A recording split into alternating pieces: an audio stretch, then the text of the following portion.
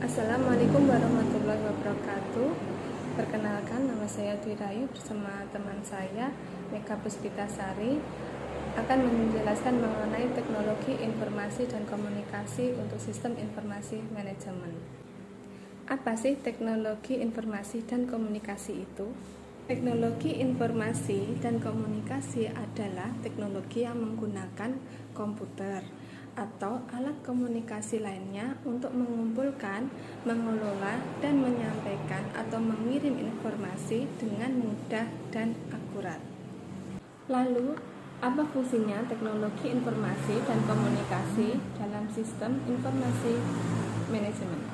Teknologi komunikasi dan informasi merupakan sarana yang dapat digunakan untuk mengumpulkan atau menyediakan informasi yang dibutuhkan oleh organisasi dengan akurat dan tanpa menghabiskan banyak waktu, sehingga lebih mempercepat kinerja organisasi. Sedangkan sistem informasi manajemen berguna bagi organisasi dalam menyediakan informasi-informasi yang dapat digunakan sebagai bahan pertimbangan oleh pemimpin dalam mengambil suatu keputusan. Jadi, pemanfaatan teknologi informasi dan komunikasi dalam sistem informasi manajemen akan mendukung aliran informasi berjalan dengan cepat dan akurat. Kemudian yang ada di sini akan mengakibatkan sistem informasi manajemen menjadi lebih efisien. Apakah komunikasi data? Komunikasi data adalah proses pengiriman informasi dari suatu titik ke titik yang lain dengan menggunakan kode tertentu melalui media komunikasi.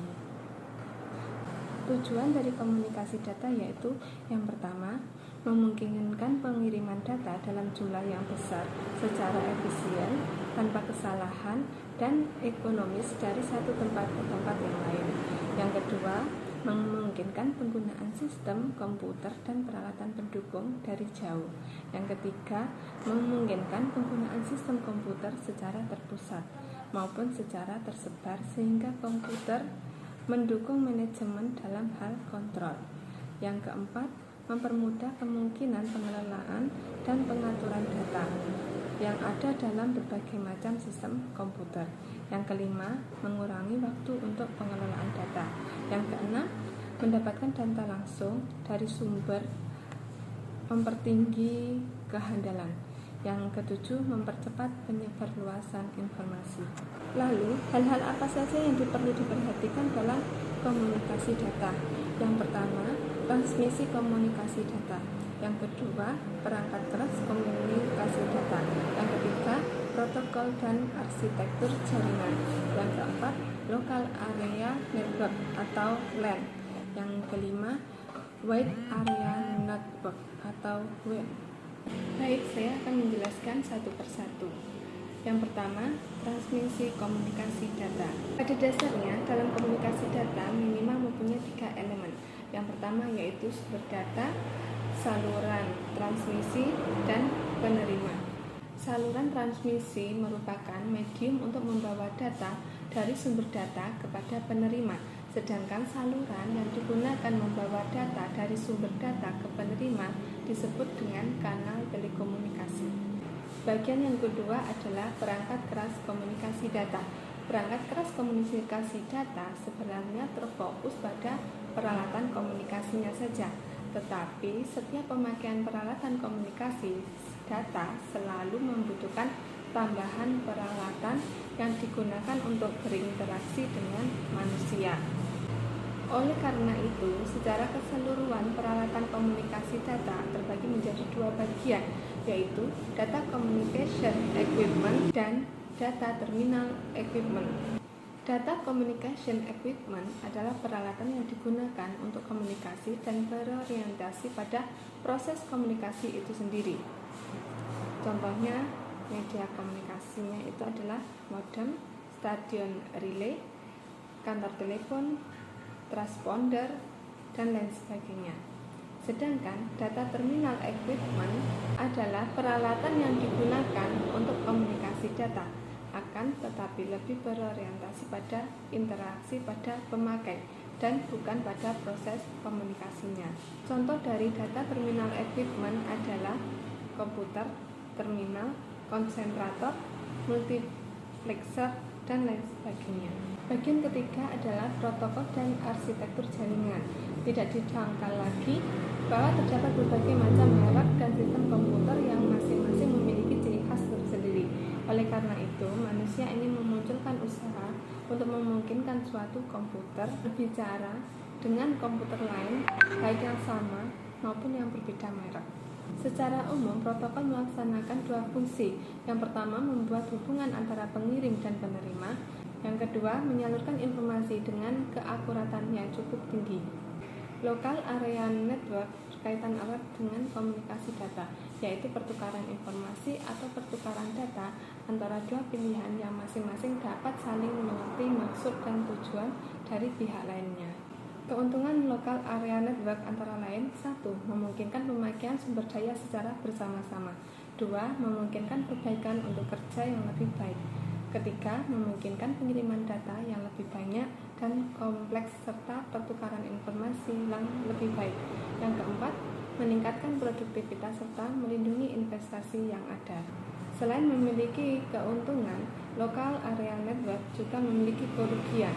Di antaranya, 1. Pembuatan instalasi jaringan tidak sederhana. Kedua, perlunya software khusus yang dirancang untuk multi-user. Ketiga, perlunya pengaturan data dan keamanan data di dalam network. Keempat, virus dapat menyebar ke seluruh jaringan. Bagian kelima yaitu Wide Area Network. Wide Area Network atau sharing juga disebut Long Distance Network sebagai lawan dari Local Area Network. Menjelaskan tentang keberadaan sebuah jaringan yang lebih luas dari Local Area Network. Wide Area Network mencakup komunikasi Local Area Network dengan Local Area Network, komunikasi Local Area Network dengan Wide Area Network, dan komunikasi Wide Area Network dengan Wide Area Network.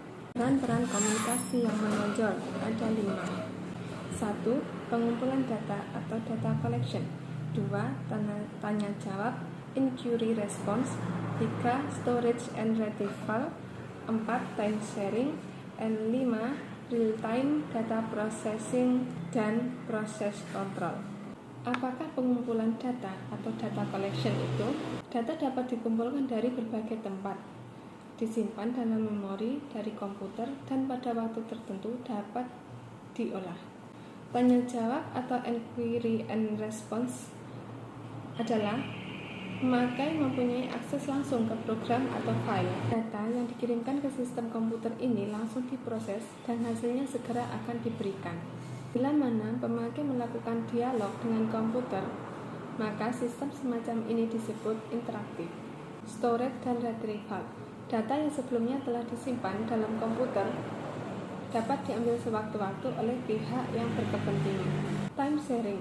Sejumlah pemakai dapat mengerjakan programnya bersama-sama, atau tiap user diberikan kesempatan untuk bekerja sama selama jangka waktu tertentu yang tetap besarnya.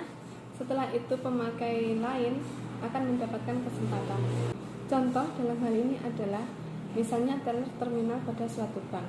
Ketika seorang nasabah datang ke bank tersebut untuk menyimpan uang atau mengambil uang, maka buku tabungannya ditempatkan pada terminal dan oleh operator pada terminal tersebut dimasukkan kepada komputer.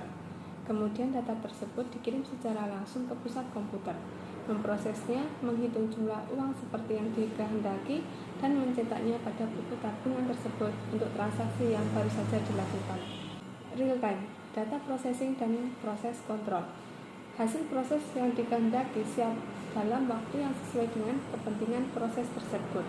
Misalnya, penumpang pesawat terbang dari suatu bandara atau agen tertentu dapat memesan tiket untuk suatu penerbangan tertentu dan mendapatkan hasilnya kurang dari 15 detik, hanya sekedar untuk mengetahui apakah masih ada tempat duduk di pesawat atau tidak. Komputerisasi sistem adalah unjuk kerja manusia di dalam sistem yang masih merupakan unsur yang memegang peranan penting, yaitu 50%. Selebihnya, unjuk kerja tersebut dikerjakan oleh komputer atau mesin sebanyak 50% juga. Hal-hal yang perlu diperhatikan dalam komputerisasi sistem yaitu perangkat keras, perangkat lunak, yang digunakan dan personal operasi.